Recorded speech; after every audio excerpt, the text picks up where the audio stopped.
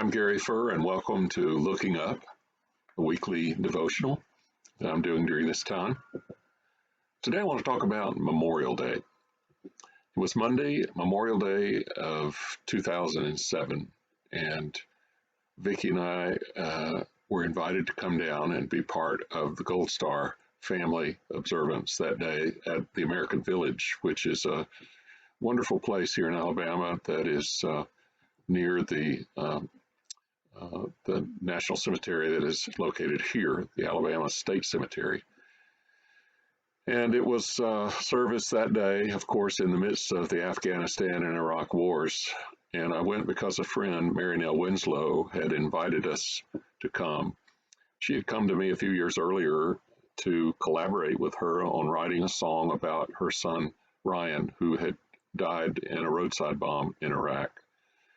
And it was sung very beautifully that day. The song was by a young singer from Nashville as a part of the service. And later, family members or representatives of the families would walk one by one up to the front, and they would lay a single rose across a pair of combat boots to symbolize the one whose full name was called. And as the roses piled higher and higher, and you heard that list of names, one at a time, you would have time as they were walking to think about each life, each family, and each person. Who were they? What was their life like before? And what were their dreams? And what's it now like for all of them now that this has happened to their family? And I've been thinking about that again.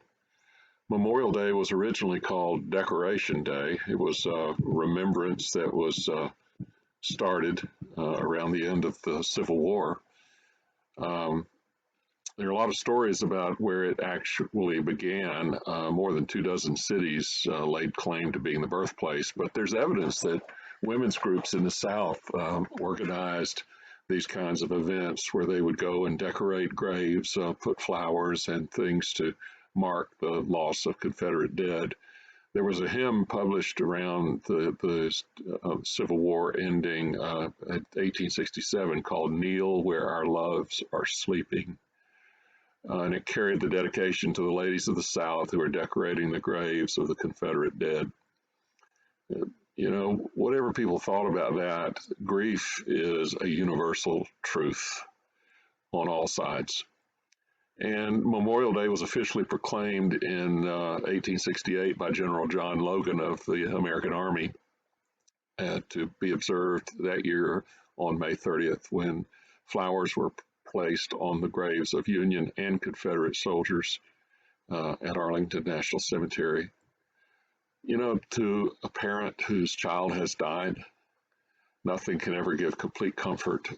It's good to know that it was in a great cause to defend the things that we believe in, but there's still that terrible void. The child that they held in their arms, taught to walk and talk and pray and play, is gone. And I think about those families every year during this week and that experience that year. However their deaths have come, for each family, it's also a deeply personal thing, irreplaceable, terrible, and relentless. Remembering is a holy act. Death is a doorway into that mystery we call eternity, a door that only opens in one direction for us as human beings. In the anguish of loss, we search for meaning and for hope, for comfort. And at the very least, to be remembered is a moment of relief. I often say to people in loss, to be remembered and not to be forgotten is to continue to be loved. It's a good place for us to stop and remember. And we're sad with people in that, and it helps them not to feel so alone. At least to know that your loved one mattered not only to you, but to others is a great relief. So Memorial Day is a time to reflect not just on this war, but on all the wars we've endured and the enormous price that they cost us.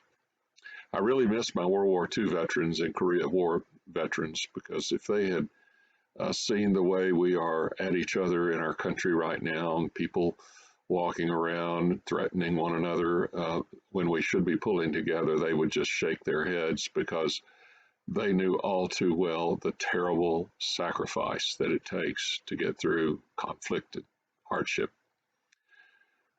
The toll is deep, and it's good to pause and remember and count the cost on this day. It's good to understand that in all that we do, there are those who come out from among us who don't have the luxury of just sitting comfortably. They have to carry a much heavier load.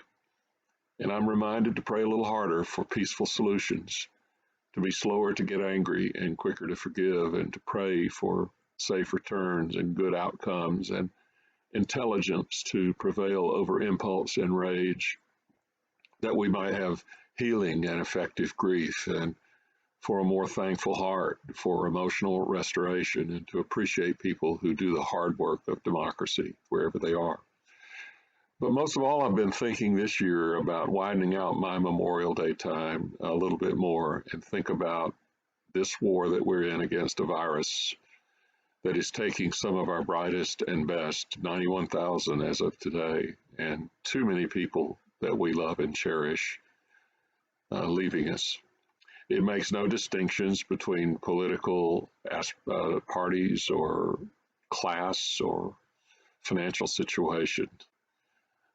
Most of all, I think of the soldiers in this war, doctors and nurses, dedicated researchers and healthcare professionals and farmers and truck drivers and retail workers who ask us just to abide by simple courtesies so that we can all be safer. Just for the privilege of shopping in a world where we have 10 times what anybody else in the world gets to have. Just appreciating all of that, but also those especially who are in very perilous situations, who have to risk their lives for all of us. I hope we're up to this war. I'm hoping the best. But it does require, as Old Testament scholar Walter Brueggemann always said, that before the nation can comprehend what it means to return from exile, they have to grieve. I hope we don't skip over the remembering, as painful as it might be, and maybe take a moment this weekend to think about all of these people who we have lost. They are not a statistic.